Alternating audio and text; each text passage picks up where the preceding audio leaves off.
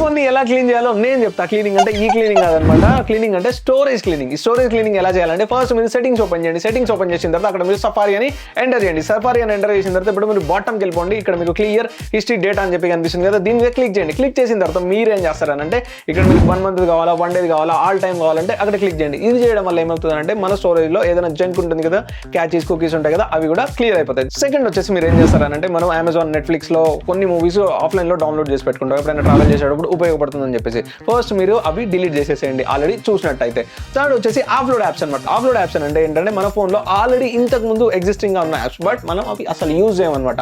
దానివల్ల space waste. మళ్ళీ settings open చేయండి. ఓపెన్ చేసిన తర్వాత అక్కడ మీరు ఐఫోన్ స్టోరేజ్ మీద క్లిక్ చేయండి. క్లిక్ చేసిన తర్వాత ఇక్కడ ఆఫ్లోడ్ యాప్స్, అప్పుడు మీరు ఆఫ్లోడ్ అని కొట్టారనుకోండి అవి డిలీట్ అయిపోతాయి.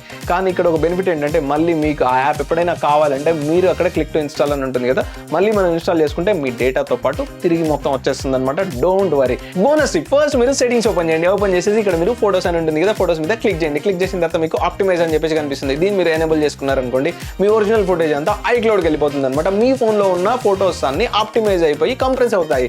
లేదు ఇవన్నీ నాకు ఒరిజినల్ ఫోటేజ్ కావాలనుకుంటే just download and keep original మీద క్లిక్ చేయండి. మీ ఫోన్ని ఒకవేళ మీరు స్టోరేజ్ని ఫ్రీ అప్ చేసుకోవాలనుకుంటే దీనిలో ఉన్న ప్రతి ఒక్కటి మీరు ఫాలో అయిపోండి స్టెప్ బై స్టెప్. అండ్ ఈ రీల్ని ఇప్పుడు మీ ఐఫోన్ ఫ్రెండ్స్కి షేర్ చేయండి. మీరు కూడా ట్రై చేయడం మర్చిపోకండి. మంచి కంటెంట్ కోసం మన పేజ్ని ఇప్పుడే ఫాలో అవ్వండి. Thank you so much.